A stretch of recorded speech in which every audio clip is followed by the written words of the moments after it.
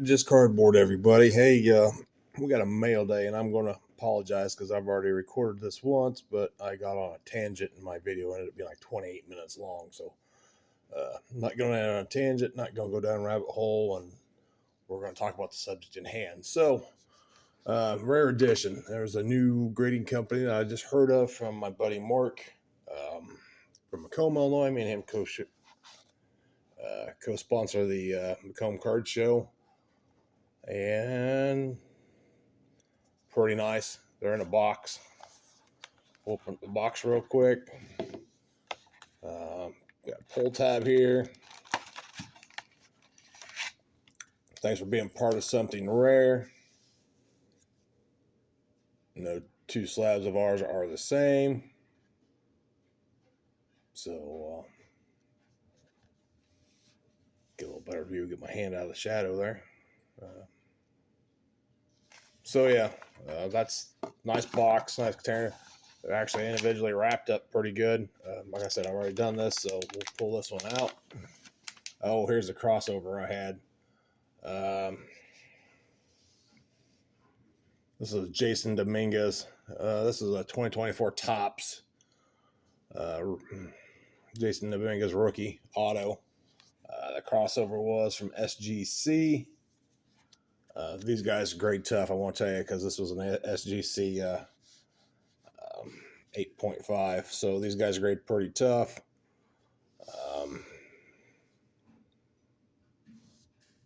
It was kind of a big bummer when I seen that. So that was the only crossover I had in that one. So I know these guys are great tougher than your typical grading company. So if you're going to send something like these guys, you make sure they're good. I mean, the SGC didn't even give an auto because if you send SGC and it's not an auto 10, they're not going to give you a grade for the auto. But these guys gave me a 9 for the auto on that one too. So probably dropped the value of the card a little bit, quite a bit. In fact, as a whole one grade point off, from an 8.5 to 7.5. So these guys do grade tough. If you get 10 out of these guys, it sounds like it's gonna be worth the 10. So we got another one here. We'll just open it up right here. Nice boxes, not a nice really box. I mean, and we'll talk about the price of these things here in a little bit. Like so, we got a pull tab, pulled it out there.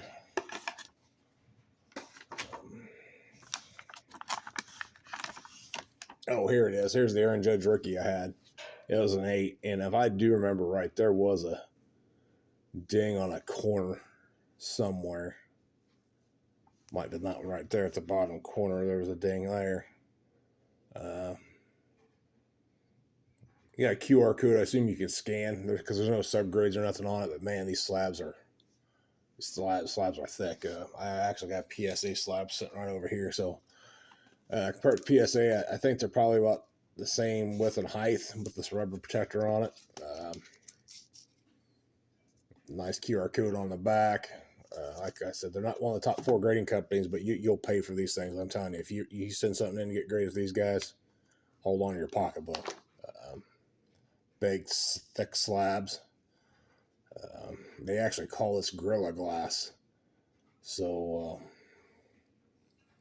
I mean, if it's anything like their Gorilla Glue and Gorilla Tape, this stuff's going to be awesome. So, it's got a rubber protector on it on the outside edge. The cost for these things are $40 each. So you better make sure you got a really good card going there. Like I said, they grade tough, so make sure it's worth it. I thought this card it probably would have done a little bit better going SGC or PSA compared to these guys. I'd compare these guys to like DGA. I mean, I hardly ever get a 10 out of a DGA ever. So they probably grade like a DGA. They're gonna be tough on the grades, which is fine. It's fine. Give you a little bit more true, honest grade. And if you don't like people grading your cards, there's always like the AI thing. I think that's why I send a lot of stuff to Tag, because all these other grading companies, it's just a matter of opinion of the grader. I mean, don't get me wrong, the grader's been doing it for a while, having a bad day or something. Maybe give somebody some low grades. I don't know. That's why I do like the AI thing a little bit. I think there should be human interaction with it. So just for the sake that make sure it's an authentic card. I mean, make sure it's not a fake. But as far as measuring for centering and taking real close pictures of the corners, edges, and stuff like that, I think AI can do that. So that's my opinion on that. So got another one here. Oh, Pete Crow Armstrong. This kid, I think, is going to do something in the league. This kid, I think he can. If they let this kid go, he's got some speed. I think he can, break the stolen base record. Too bad Ricky Henderson's not alive anymore. I like to see. If anybody remembers the '90s, when Ricky Henderson broke the stolen base record, Lou Brock actually held the record, and they actually had a picture of him and Lou Brock together holding the base. So I wish Ricky Henderson was be alive if somebody beat that record. Just I like to see the two together, whoever beat it, plus Ricky Henderson. That would have been a good, awesome picture. So this one got a 9 with a 10 auto. I'm not upset with that. I picked this one up at the. It's not numbered or anything. I picked this up at a card show in Macomb that Mark and I were doing. Had a guy come to my table, asked me if I was interested. I shot him a little bit of a low ball offer because it wasn't numbered or anything. To let you know, this Jason Dominguez is numbered. It's numbered at 199, so it was numbered. But that took a 1 point hit on the grading scale, so that's not good. But it is in a little bit better slab. I like the slabs; they're good stuff. I mean, you PSA, DGA, tag, CSG. I mean, I don't care who you throw out there. Nobody's got slabs that compared to this. Nobody. Awesome slabs, but like I said, if you're going to grade it, make sure you got something good, because I figured that was going to be a 10. That one should have been a little higher. I was hoping for an 8 to 9 on this one, and got that. So, but yeah, good slabs. They're very expensive. We've got some other stuff we can talk about. I don't want to get on too much of a tangent because I got off on a tangent on my last recording and ended up being 28 minutes. We can't do that. So, we'll talk a little bit about we got a card show coming up in Quincy, Illinois, March 22nd. My buddy BJ's putting that one on the Knights of Columbus, March 22nd in Quincy, Illinois. So if you're in the Quincy area, I thought I had his flyer around here. I know I had one printed out, and I just don't see it right now. And there's supposed to be another one, I think, the weekend after the 22nd, one in Quincy. I think the 30th is Sunday, and there's one in Springfield, Illinois. I'll be at both of those in March. The weather's starting to get better. I will start doing card shows in March. March 22nd is going to be my first one. It's going to be at BJ's card show at Quincy, Illinois. So March 22nd, Quincy, Illinois. I think it's from 9 to 2, 9 to 3.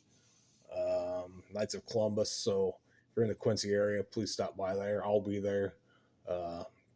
Meet my buddy BJ. He's going to be down there. I got 2 tables with him. Taking my cousin Alan. He's going with too. Alan's a good guy. He'll have a table. I'll have a table. I'm sure that BJ will have a table. Spend a little more time with BJ. Talk to him. He's actually one that made my card holder here. It's actually adjustable, so you can hold like a slab, or if you just got a top loader card or something, it'll hold that too. But yeah, BJ made made the holder for me. I like to talk to him, see if I can get some more. Because like when I put this on, I kind of like to have some little stands. When I get like 5 to 10 cards back from a grading company, I can put them all out here and let you guys look at them while I'm talking about them. These things here, they're so thick they stand up on their own. I mean, these things are huge slabs, but you're paying some money for them. So everybody knows I got an eBay store. These are probably not going to my eBay store. I'm not going to ship those. I probably will take them to a card show and see if I can sell them. If I don't have no luck at a card show, I will probably consider putting them on eBay. And speaking of eBay, I got an eBay store. I thought about just opening up a free eBay store just for cardboard, name it just cardboard. So every time I do a reveal here on the show, I can put them in that eBay store and you guys can purchase them or whatever. I just went and done my taxes. I'm low-end sports card guy. I do it on the side for a hobby. Just done my taxes. I made over the $2,000 mark that was.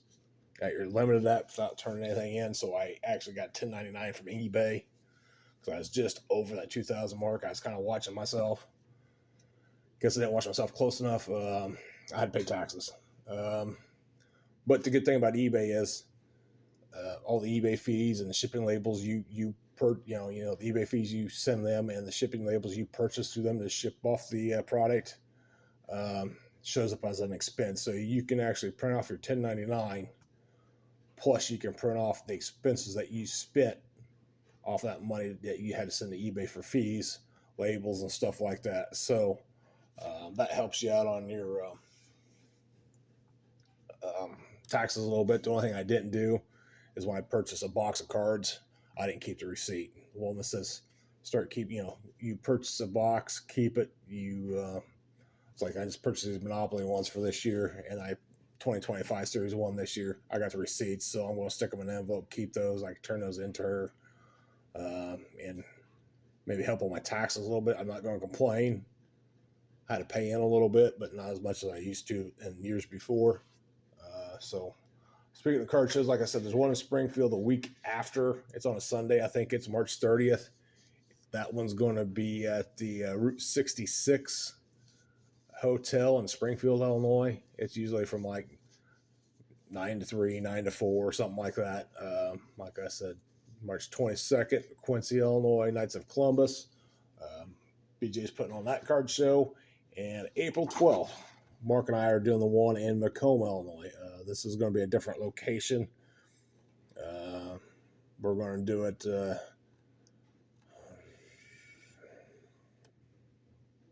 the 4-H Center in Macomb. That's right. I forgot Mark and I talked about that. We switched it to the 4-H Center in Macomb. Mark and I had a big demand for dealers to come in our card shows. We actually had a waiting list just in case somebody bailed out at the last minute that was coming. I don't make people pay up front. Because life happens. So I don't make people pay up front. And just in case something happens, they're not out any money. I'm not trying to reimburse them any money. So it's the day of the show you pay. I kind of like that just in case you can't show up due to the weather, due to sickness, or you just didn't feel like it. I mean, whatever the case will be. We have people bail out at the last minute. I mean, I like to get notified within 48 hours of the show. That way we've got our people on a waiting list. We can call them, say, hey, you interested in a table or two? And we can give them a little bit of notice and they can show up. We had a pretty good waiting list. So we had to find a bigger area for our show. The venue cost a little bit more, so we used to give a discount on tables. I mean, it was $25 a table. No, is that right? No. Yeah, I think it was $25 for one table, and if you got more than one table, it's $20 a table. So I mean, if you bought one table, it's $25. If you got two tables, it was $40 instead of $50. Since this venue cost us a little bit more,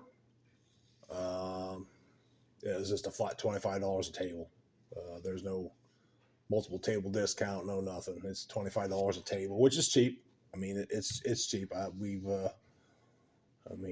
went to other card shows and paid more a table. I know the one in Quincy, I'm paying a little bit more. The one in Springfield, I pay a little bit more. We're in West Central Illinois in Macomb.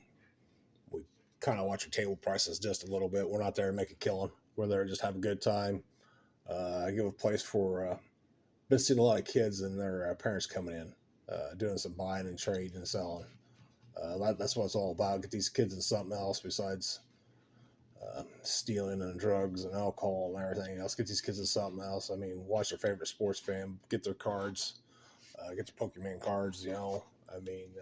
Get them in collecting and trading and selling.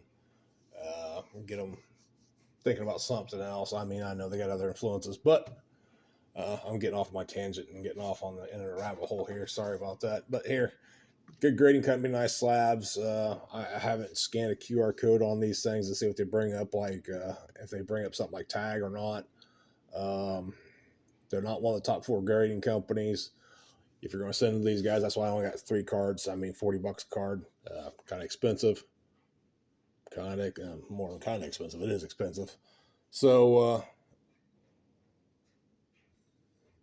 that said and done, you got a review on that one. We're going to have to. I'll try to sell these cards at a card show. So if you're at any of those card shows, like in Quincy, Springfield, or in Macomb, stop in. I will have these 3 cards for sale. I will keep the boxes, put the cards back in a wrapper, just like that, and put them back in the box. And when I get them out, I'll showcase them in my display case. And if you buy one, I'll make sure you get the wrapper and the box back too. Because I paid $40 a piece, let alone what I paid for each card. This one came out of a collection I've got from a kid from another town. He says, meaning me, if I didn't buy him, he was going to burn them. What he's going to burn them? I got a Ohtani rookie out of that too. It was a Leaf, but I got an Ohtani rookie out of that collection, plus this Aaron Judge rookie out of that collection, so I did okay. I had a lot of dollar cards and stuff in there. Bought this at the card show in Macomb. This came out of the 2024 Topps. I bought one of those jumbo pack boxes. 2024. I think that might have even been a Series 1. So yeah, it's a nice card. It's a black border. It's anything with black on it, especially on the edges. They ding you pretty hard because there's some chipping and stuff around there, and they seem like they hit you. But like I said, it looks like this grading company's tough on their grades. They're like a DGA. If anybody has ever dealt with DGA, they're tough on their grades. So if you're going to spend $40 a slab, make sure it's a really good card. I thought this one would have done better. I thought they all done better, to tell you the truth. That and the PSA 10's a $100 card, but I'm going to have to ask that or more just because of the price of the slab. That one there, that one probably going. I don't know. That one's at least autographed and numbered. That's autographed and not numbered. So I don't know. I don't know what you guys think. I think they're a pretty good slab. If you got something really good you want to get graded, look into the rare edition. Be ready to spend some money. I say PSA's high. PSA's ripping people off. I hate to say that, but sorry, did I say that? If you're going to do PSA, let's just put it this way: do a group submitter. Don't do the membership. In my terms, the membership just costs too much. So, sorry, let me get off the soapbox again. Everybody, until next time, be safe, be good, and until next time, bye for now.